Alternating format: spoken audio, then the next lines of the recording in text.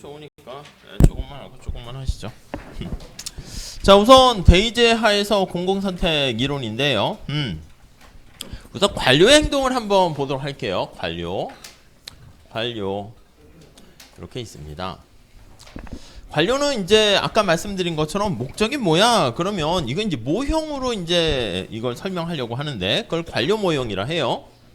이 모형이라고 하면은 뭔가 심플하게 가정을 통해서 관료의 행태를 단순화시켜서 우리가 보려고 하는 건데 목적이 뭐고 제약이 뭔가 뭐 그런 것들을 보면 돼요. 그래서 첫 번째요. 거기 보시면 1번에 관료 행태를 파악하기 위해서 목적과 제약 조건을 우리가 봅니다. 이제 언제나 미시경제 접근 방법은 목적식 여기 있고요. 제약식 이렇게 해서 살펴보게 될 겁니다. 뭐 디테일하게 가진 않고 그냥 간단하게 이렇게 큰 그림으로 보시면 되겠습니다. 자, 우선 2번 보시면요. 관료들은 공공 서비스를 생산 공급하고 국민들에게 서비스를 제공하게 되는데 문제는 2번에 있는 것처럼 가능한 한 최소 비용으로 이제 달성하려고 하지 않습니다. 왜냐하면 어떻게 보면 이게 자기 돈이 아니고 뭐 국민의 돈이고 등등 하니까 그리고 열심히 비용 절감을 한다거나 성과를 높인다 해서 승진이 빠르거나 뭐 그런 게 없어. 그러니까 오히려 막 튀지 않는 게 오히려 바람직한? 그러니까 오히려 복지부동하고 일을 만들지 않으려고 하는 습성이 있습니다. 그러니까 민간의 기업 같은 경우는 그러면 안 되지. 지금 막 치열한 경쟁 속에서 생존이냐 아니냐 이렇게 되는 거니까 약간 그렇게 뭐 절박한 뭐 그런 것들이 경쟁이 좀 차이가 있긴 합니다. 근데 거기 보시면 일부러라고 나와 있는데 비용 절감을 엄청 하지 않게 되는 게 일부러 그렇게 하는 게 자기한테 더 큰 이득이야. 그러니까 어떻게 보면은 관료들이 요즘 뭐 공무원들의 인기가 좀 줄어든다 하기도 하는데, 그러니까 월급을 무슨 뭐 엄청 많이 소득을 주거나 그런 것도 아니면은 뭔가 자기가 열심히 해봤자 소용없네. 오히려 그냥 꼭 해야 할 것 최소한의 일만 하고 자기 시간 챙기는 게 워라밸 아니겠습니까? 그러니까 그렇게 일부러 그렇게 하는 게 개인 입장으로 봤을 때는 뭐 최선의 선택이다 이렇게 되는 거죠. 니스카넨은 뭐라고 얘기했냐면 니스카넨 모형 이렇게 하는데요. 니스카넨이란 학자는 자 뭐라고 얘기했냐면 자 거기 볼게요. 예산 극대화 이렇게 나와 있습니다. 목적식이 우리가 자신이 속해 있는 조직의 예산을 극대화한다. 이렇게 보시면 돼요. 이 예산이라는 게 뭔데? 예산이 그 부처에 어떻게 보면 자금을 운영할 수 있는 그 규모가 되는데 거기 보면 예산과 비례해서 직책상의 특권, 명성, 권한, 영향력 이런 것들이 이게 다 담겨 있는 거야. 그러니까 자기 개인보다는 거기 자기가 속한 부처의 힘, 그러니까 특히 예산을 또 이렇게 나눠주는, 그러니까 어디 가나 어느 조직이나 돈을 관리하는 재무팀 이런 데가 이제 끝발이 이제 셀 수밖에 없는 게 예산을 많이 따려고 다들 어떻게 보면 눈치를 보게 되는 것이죠. 자, 이거를 거기 밑에 그래프를 한번 보시면 그래프를 한번 볼게요. 오른쪽에 그래프 나와 있는데 이렇게요. 수평축에다 뭘 놨나 보세요. 뭔가 관료가 생산 공급하는 생산량의 수준 이렇게 나타냈고 여기가 이제 총편익과 총비용이라 할게요. 토탈 베네핏과 토탈 코스트 이렇게 있으면 자 총편익은 어떻게 했냐면 증가하다가 이렇게 체감적으로 증가하는 보통 이제 이런 경우가 일반적으로 많죠. 한 개 생산이라든가 수입이 체감하는 형태 해서 이렇게 되고요. 비용은요 이렇게 되는 걸로 한 거야. 상정한 거야 뭐 직선일 수도 있고 뭐 그렇게 되긴 하겠지만 자 그래서 이제 보통은 어디가 가장 극대입니까? 경작에서는 이 차이가 뭐 이윤 또는 잉여, 순잉여 이렇게 순이득 이렇게 볼 수 있잖아요. 그래서 여기다 직접 이렇게 표현을 하게 되면 자 오른쪽에 표현했는데 순편익 해서 net benefit 해가지고 아이고 총편익에서 총비용을 뺀 거라고 생각하시면 되겠습니다. 그래서요 요게 토탈 베네핏에서 토탈 코스트를 뺀 거 이거 순편익 그러니까 여기는 순편익이 제로가 되지 이렇게 어디가 가장 극대됩니까? 요 차이가 가장 벌어지는 데가 극대돼서 요렇게 아이고 모양이 되는 거 이게 파이라고 쓸게요. 이렇게 아니면 순편익 이렇게 쓸게요.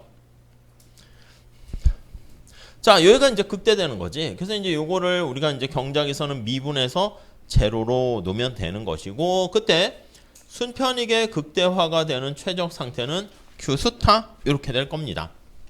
요거는 이제 우리가 한계 원리를 쓰게 되면 총편익의 접선의 기울기 얘가 한계 편익, 총비용의 접선의 기울기 한계 비용, 예, 요거 같을 때가 순편익의 극대화가 달성되는 거죠.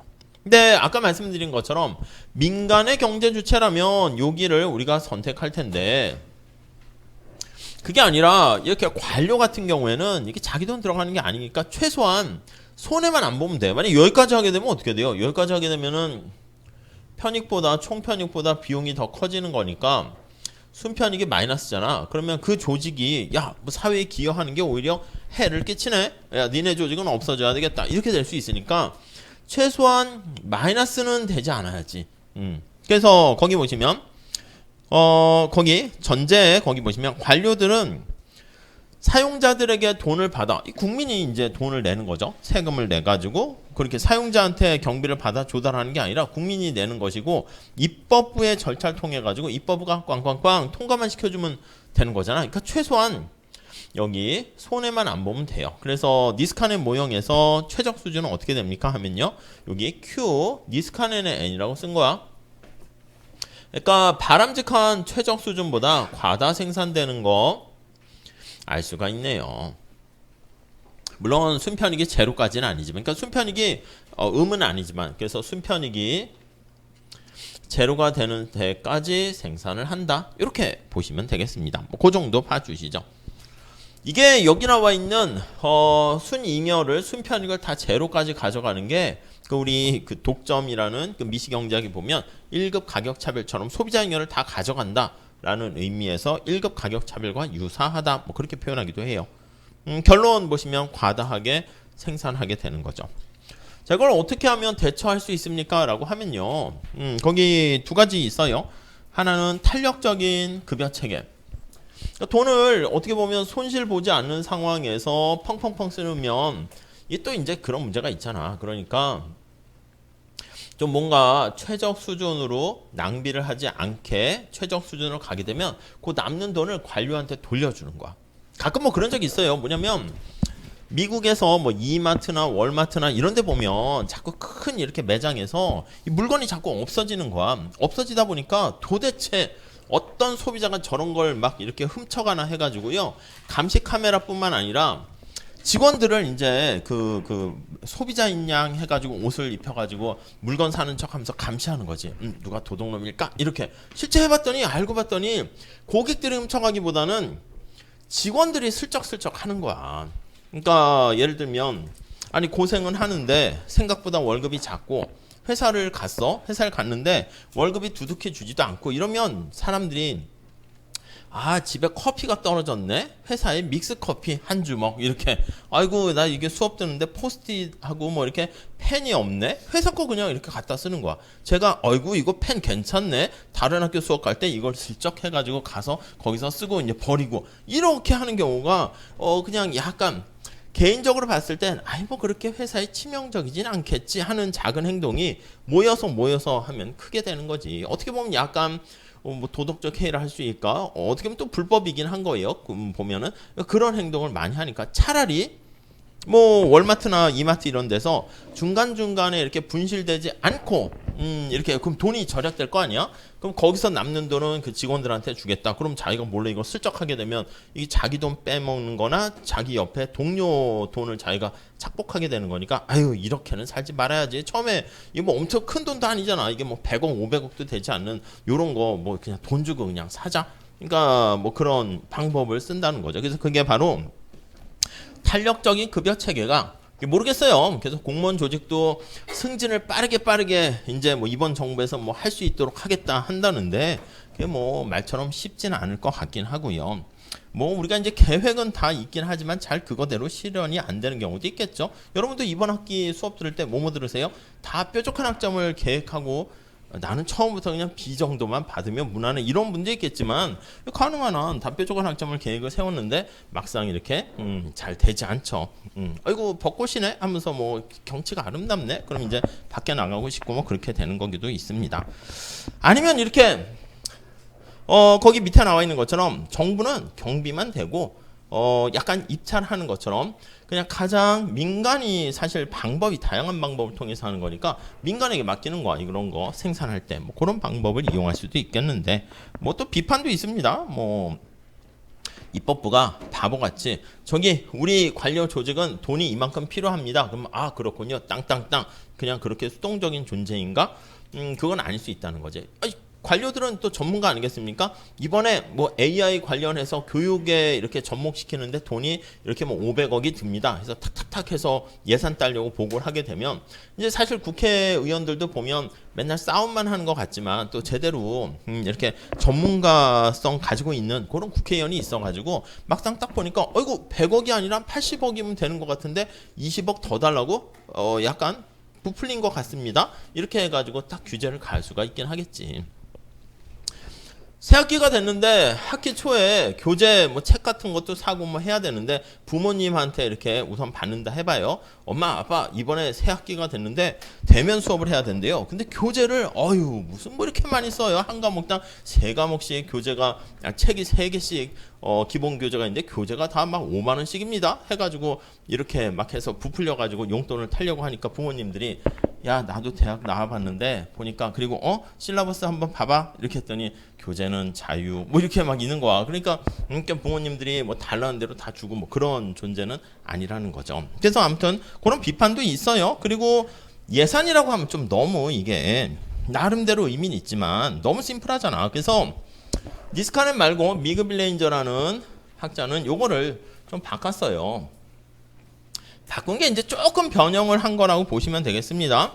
예산을 극대화한다라고 하기보다는 거기 관료들이 자신의 효용을 극대화한다. 이렇게 똑같이 소비자의 선택과 비슷하게 만들었는데 이 효용에 영향을 미치는 게 뭔데? 라고 하면은요. 거기 보시면 음영 처리된 거에 Q가 이제 어떻게 보면 관료가 생산하는 생산량의 수준. 이게 이제 예산이지. 그리고 거기 보시면 직책상의 특권, 특권을 거기 보시면 R이라고 했어요. 뭐 권한 이런 것들이 이제 자신의 효용을 증가시킨다는 거죠. 그러니까 자기가 생산량을 많이 하면 부서가 이제 더 규모도 커지고 뭐 그러면 또 특권도 많을수록 좋은 거지. 그래서 이제 또 공무원들이 민간 사기업체들에 대해서 우리가 전에 얘기한 것처럼 규제를 많이 하면서 또 나름 또 어떻게 보면 삶의 행복을 또 누리는 것도 있어요. 이거 해라 저거 해라. 민간 업체에서 이렇게 오게 되면은 공무원들이 가게 되면 자기네들이 어떻게 보면 민간의 기업체들 규제 대상이 되는 거니까 잘 보이려고 이렇게 또 굽신굽신 하기도 한다고. 이제 그런 맛에 또 하기도 한다는 것이죠. 그래서 이 두 가지 요인에 의해서 하는 걸로 저 예산이라고 퉁 쳐 있는 걸 좀 모형을 조금 더 디테일하게 변형했다라고 보시면 되겠고요. 근데 메커니즘은 비슷해요. 자 여기 보시면 여기다 순편익이라고 표현을 했는데 그냥 뭐 특권 집어넣어도 될 것 같고요. 여기다 Q. 근데 요거랑 같이 이제 비교하기 위해서 수직축에 따로 넣지는 않았어요. 근데 원래 이제 무찰곡선 하려면 뭐 특권 이런 거를 넣어야 되겠죠. 선택 가능한 영역이 이렇게 있으면 근데 요거 특권 외에 나머지 해서 순편익이라고 살짝 요거 할게요. 왜냐면 니스카넨하고 비교하기 위해서 하는 건데 자 그러면 여기가 민간의 최적 선택점이 되겠고요. 오케이. 니스카넨은 여기까지 되는 거야. 니스카넨 이렇게. 그러니까 순편익 순잉여가 제로가 될 때까지 그때까지 하게 되는데 미그 빌레인저는 약간 여기다 효용함수를 집어넣어서 무찰곡선 이렇게 그릴 수 있겠죠. 인디퍼런스 커브 이렇게요. 그럼 이런 점을 선택하는 경우보다는 이거는 이제 기울기에 따라 다르긴 하겠지만 이렇게 되는 경우에 그러면 이게 최적인 것보다 니스카넨보다 이 경우는 여기가 미그 빌레인저 MB라고 쓸게요. 그냥 살짝 이렇게 보시면 되겠습니다. 네, 그 정도 보시죠. 그래서 앞에 그림 살짝 보면 오른쪽에 여기요. 이 관료 모형에서 니스카넷 모형에서는요. 그럼 무차별 곡선은 예산이라 할 수 있는 Q에 의해서만 효용이 결정되는 거야. 이게 Q에 의해서만 결정되니까 이때 무차별 곡선을 그리면 어떻게 됩니까? 하면 수직이라고. 이쪽은 필요 없는 거야. 순편이기 아니면 특권 같은 거 있어봤자 의미가 없으니까 이렇게 되면 무차별 곡선이 인디퍼런스 커브 곡선이라 썼네. 요게 수직 이런 형태가 됩니다.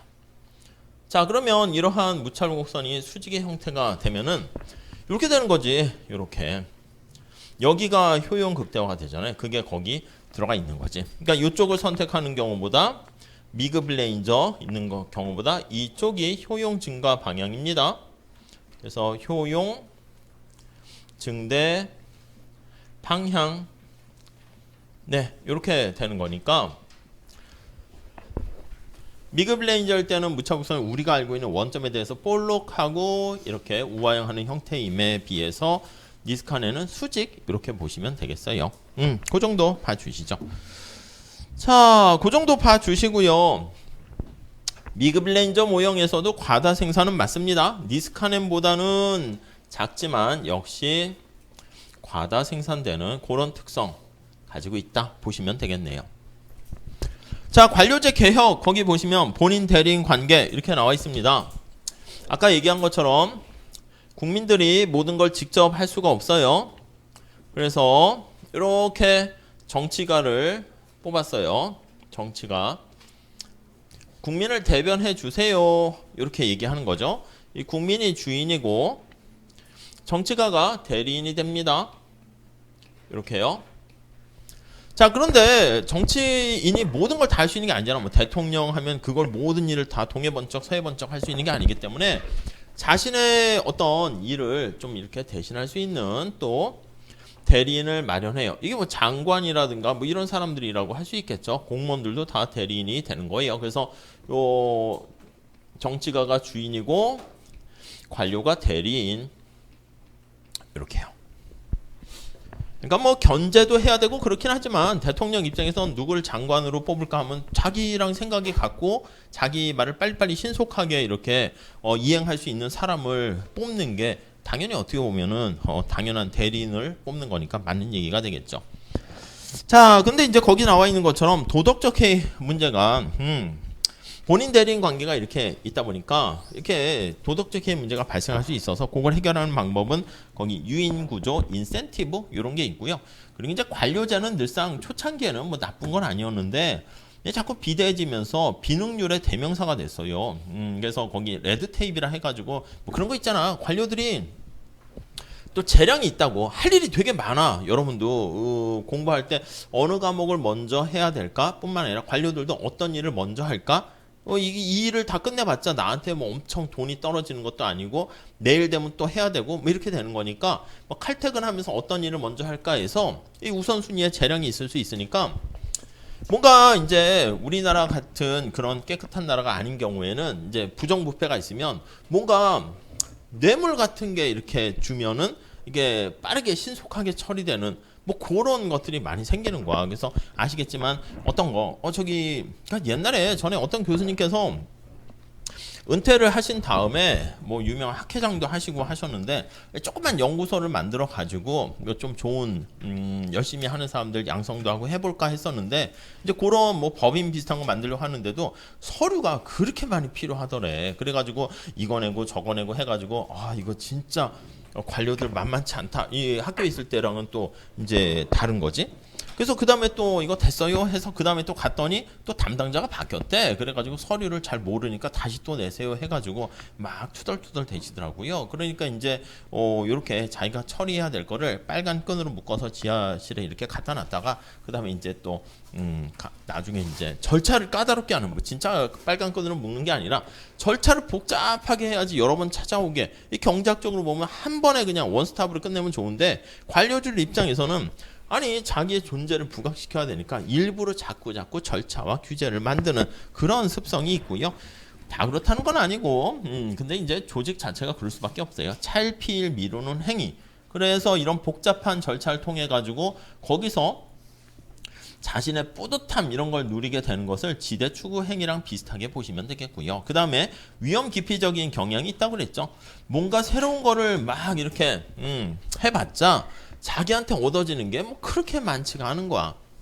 지난번에 뉴스에서 봤는데 여러분들 고속도로 같은 데 보면 막 핑크 색깔, 녹 색깔, 파란 줄 막 이렇게 있어요. 그래서 고속도로 이제 빠져나가야 되는 구간이 있잖아. 저같이 운전 잘 못하는 사람은 잘못 빠져나가가지고 멀리 가요. 여기서 빠져나가야 되는데 잘못해서 그 다음 이렇게 빠져나가는 데까지가 막 대전까지 가고 막 이렇게 하면은 도대체 뭐 하는 거야? 옆에 탄 사람이나 가족이 그러면 이러면서 이제 투어를 하려고 일부러 그랬지. 변명은 되는데 아니야. 제 뒤에는 식은땀 나. 아이고 이거 잘못 빠져나갔네. 그리고 또 끼어들기 할 때 이렇게 과감하게 해야 되는데 이게 좀 깜빡깜빡하면서 잘 안 끼워주고 이러면 또 이렇게 못 끼어든단 말이에요. 그럼 또 그냥 지나쳐가지고 한 바퀴 삥 돌고 이렇게 되기도 하는 거지.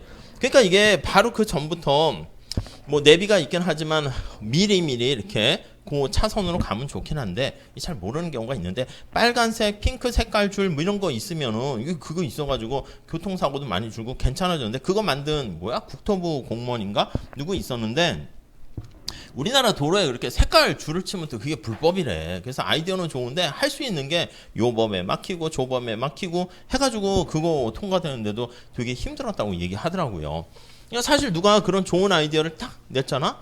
그리고 뭐 쓰레기 종량제 이런 것도 누가 어떻게 관료가 이렇게 딱 냈다나? 그러면 그게 좀 어떻게 보면 인센티브가 있고 해야 창의적인 그런 행정도 막 되고 하는데 자기한테 떨어지는 이득은 없고 잘했네 칭찬 한마디 뭐 그리고 뭐 거기서 끝 뭐 이렇게 되는 경우가 많으니까 그런 것도 뭐 어떻게 보면 이렇게 니스카네 모형처럼 뭐 홍길동의 뭐 아이디어다 그럼 이제 이름을 좀 붙여주거나 하면 좋긴 할 것 같은데 그렇습니다. 아무튼 그 정도 보시고 그리고 이제 우리가 대의제 하에서 아니면 이렇게 공공선택 하에서 또 중요한 빼놓을 수 없는 게 특수이해 집단입니다. 이익단체라고 얘기하죠. 공유하는 목적이 이렇게 좀 명백해요. 그리고 조직력이라든가 또 그 안에 투표율도 되게 높아요. 뭐 또 자금력도 가지고 있죠.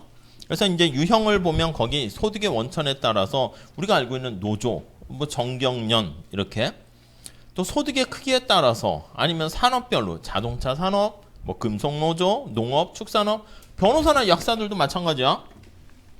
또 국민을 볼모로 국민의 어떤 뭐 안전과 그걸 위해서 이렇게 의사나 약사도 자기네 이익단체에 피해가 생기면 또 보면은 저 사람들도 다 머리띠에 빨간 띠 두르고 막 다 나와서 외치고 막 하더라고요. 자 근데 거기 내용을 보시면 1번에 특수이해 집단은 일반적으로 사회와 국가 뭐 이런 공익도 있지만 또 그 안에 들어가 보면 자신들의 이득이야. 자신들의 어떻게 보면 기득권이 피해를 받거나 이렇게 될 것 같으면 그거에 대해서 이제 저항을 하게 되는 거지.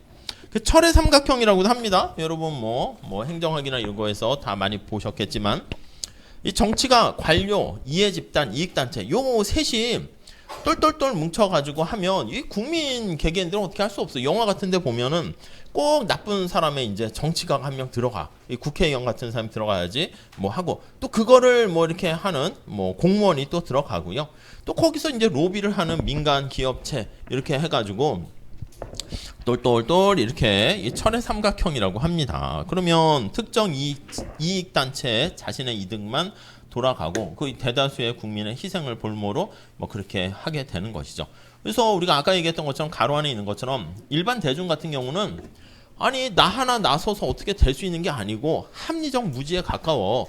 구태여 또 정보도 없잖아. 이런 이게 접근할 수 있는 정보도 별로 없고 그러니까 또 설사 정보가 있다 해도 뭐 영화 같은 데서야 뭐 이렇게 뭐 전에 보니까 어떤 영화에 뭐 여자 3명이서 토익 공부 같이 하다가 뭐 비리를 어떻게 해서 하고 이런 것도 드라마로 만들어지기도 하던데 근데 사실 현실에서는 그런 게 쉽지는 않죠. 네, 뭐 그 정도 보시면 되겠습니다. 자, 그 다음에 뭐 이거는 그냥 뭐 공공 선택이론은 한 요 정도 하도록 하시죠. 요 정도 파트를 바꿀게요. 파트를 바꿔야 되니까 잠깐 쉽시다. 한 5분만 쉽시다. 예.